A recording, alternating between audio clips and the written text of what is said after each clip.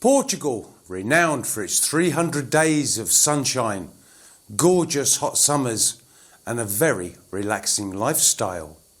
But what most people don't realise until they live here is that winter in Portugal brings a completely different challenge: humidity and damp. Not dealing with this problem hands-on can cause problems to your health and your property. So follow these 6 steps to make sure it doesn't happen to you. I've got to be honest with you, my first winter here in Portugal was a bit of a shock. I thought, how bad can it be? Only after a few weeks I started seeing a little bit of damp on the walls, a lot of condensation in the windows, and then a little bit of mould growing in the corner. And that's when I realised this is what everyone means when they talk about Portuguese humidity. So what can you do about it? I decided humidity and damp were now my #1 enemies.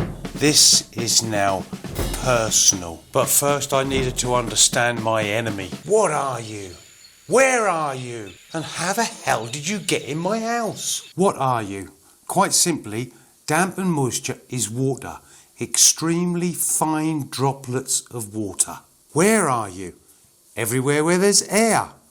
But my enemy multiplies like hell and comes in great numbers in the winter. How the hell did you get in my house? That's easy. Through your body. Breathing. Through cooking, having showers.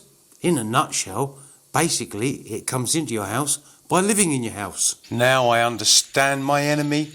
I've got to arm myself and neutralise him. So getting the right weapons is so important and crucial. The tools and equipment you'll need. The first one is a game changer, dehumidifier. I've got these 2 and they work absolutely fantastic. They pull litres of water out.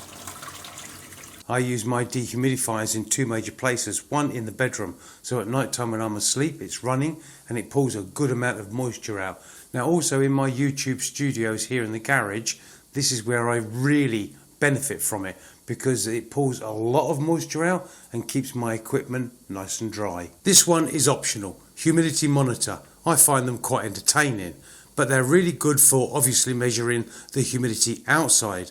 But when it comes to inside the property, they're really good for measuring the humidity in different places and different areas. This next bit of kit is the dog's doodlies. Fantastic bit of equipment. Window hoover. They're not expensive, you can get them off Amazon, and believe me when I tell you, this thing moves litres of water off your windows. I've got loads of windows. Now all that water on the windows would end up evaporating and becoming moisture in your home. Trust me, this will save tons and tons of damp accumulating in your house. Time to change your behaviour. Squeegee blade for the shower to remove all excess water off the tiles. Do you jump out of the shower, grab your towel and leave all that water on the tiles? And then you go back and have a look at it and think, whoa, it's all gone. Yeah, because all that water has turned to moisture and now it's in your house. I squeegee every time I have a shower and it all goes down the plug hole and not as moisture around my house. Once you've dried yourself off and got dressed, grab your towel and the floor mat and go and hang them outside to dry.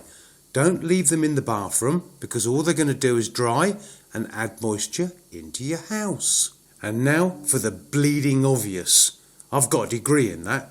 If you haven't got an extractor fan in your bathroom, get one and make sure you use it every time. We've done a lot to make sure that moisture doesn't gather in our house.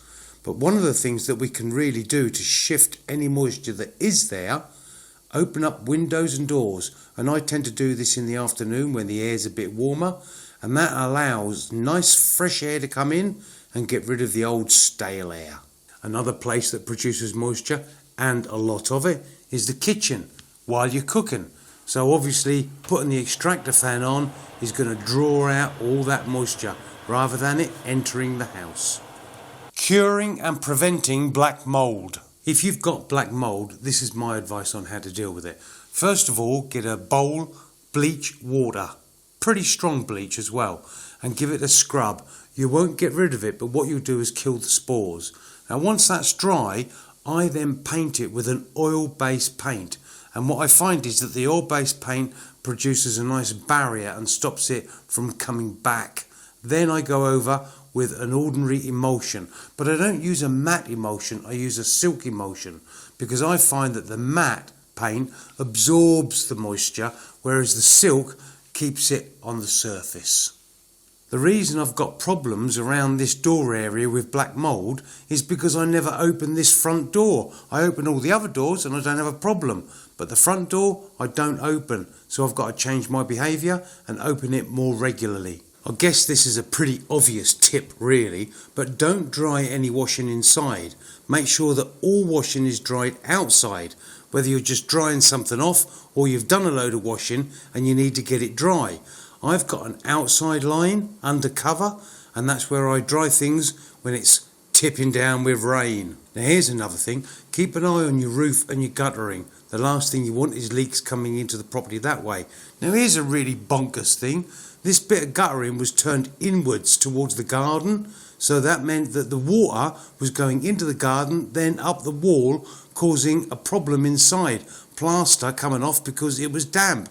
I turned it round so it came out onto the driveway and I don't have a problem anymore. The truth is you ain't never going to eradicate humidity and moisture here in Portugal, but what you can do is manage it. And if you manage it well like I do, you will end up with a lovely, warm, dry, cosy home, because that is exactly what me and my girls have got. If you're thinking about or wanting to move to beautiful Portugal, you're going to need to buy yourself a beautiful house like this one. Now, if you watch this video up here, there is a unique opportunity for you to do exactly that. To buy yourself a lovely home that doesn't have damp problems and issues that you can't cure or get rid of. And I would be very happy to help and guide you through that process of choosing your right home. Now, don't forget to subscribe to my channel and of course, click that notification bell so that YouTube can send you a reminder when Mac releases another video for you to watch. Got any questions? Anything you want to know? Leave it in the comments below and I'll see you in the next one.